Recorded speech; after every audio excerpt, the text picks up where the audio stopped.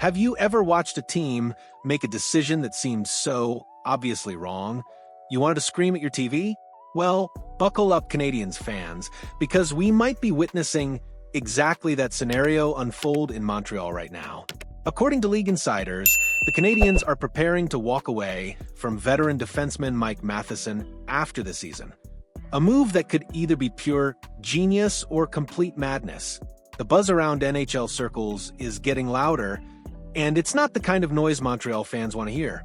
Rob Couch from NHL Trade Rumors dropped a bombshell recently, suggesting that the Canadiens have already mentally moved on from Mike Matheson, despite him entering the final year of his hefty 8-year, $39 million contract.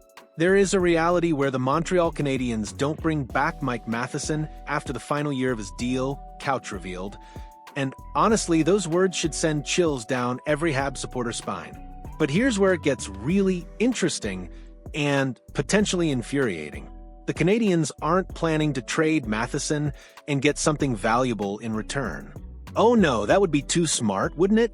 Instead, they're reportedly planning to use him as their own rental and let him walk away for absolutely nothing in free agency next summer.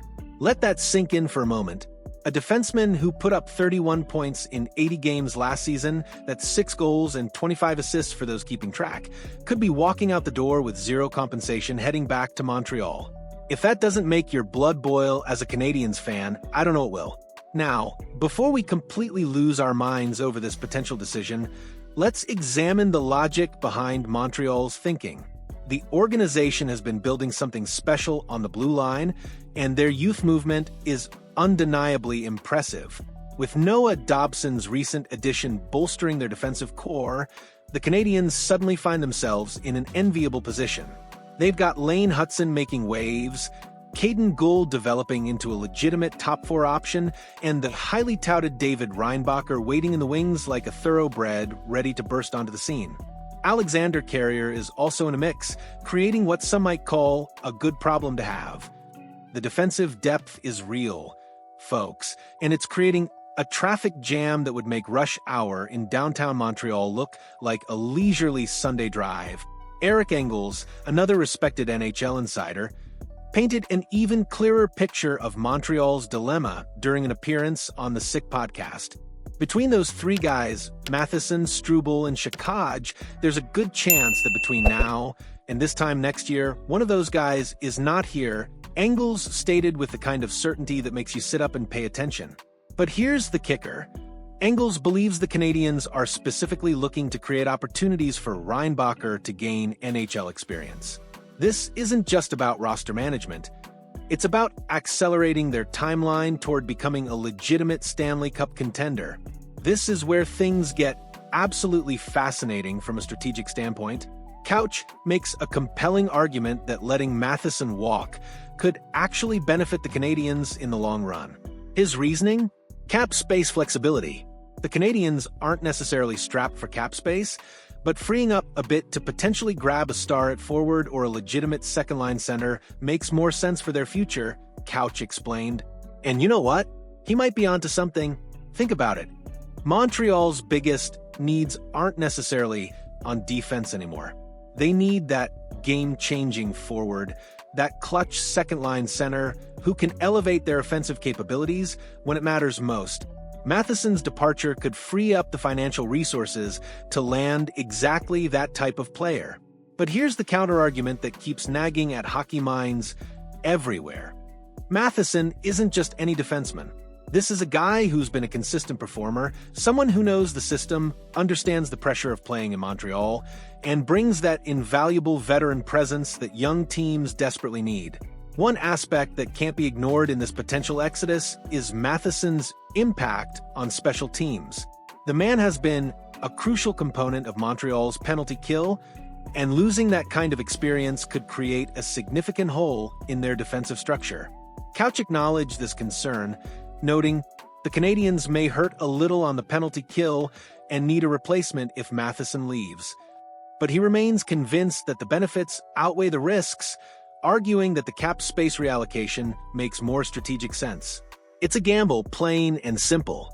Montreal would be betting that their young defensemen can step up and fill the void, while simultaneously hoping they can use the saved money to address their forward depth issues.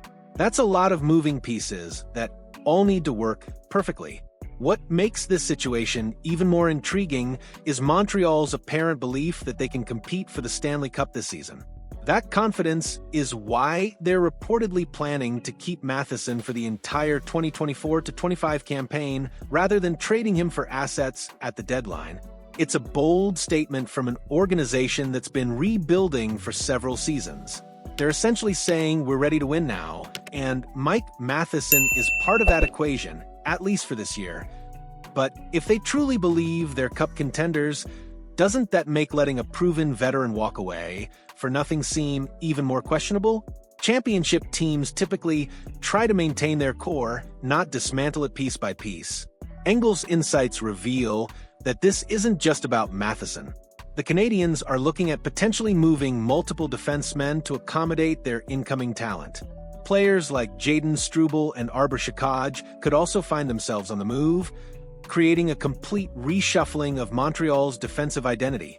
This kind of roster turnover can be either revolutionary or catastrophic.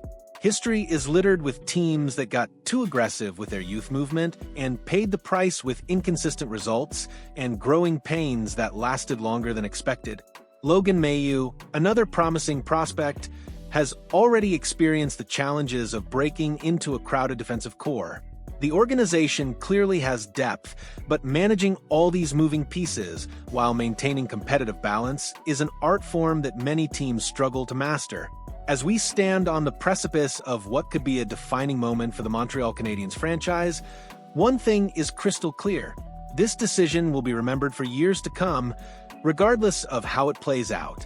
If Montreal lets Matheson walk and their young defensemen flourish while the freed-up cap space lands them a game-changing forward, they'll look like geniuses. But if their defensive core struggles with inexperience and they can't find adequate replacements for Matheson's production and leadership, this could go down as one of the most short-sighted moves in recent franchise history. The beautiful tragedy of hockey decisions is that you often don't know if you made the right choice until years later, when all the consequences have played out like a complex chess match where every move affects the next 10. What's your take on this potential bombshell? Do you think the Canadiens are making a brilliant strategic move by prioritizing youth and cap flexibility? Or are they about to let a valuable veteran slip through their fingers for absolutely nothing? Drop your thoughts in the comments below and smash that like button if you think Montreal is either making the smartest move of the decade or setting themselves up for years of regret.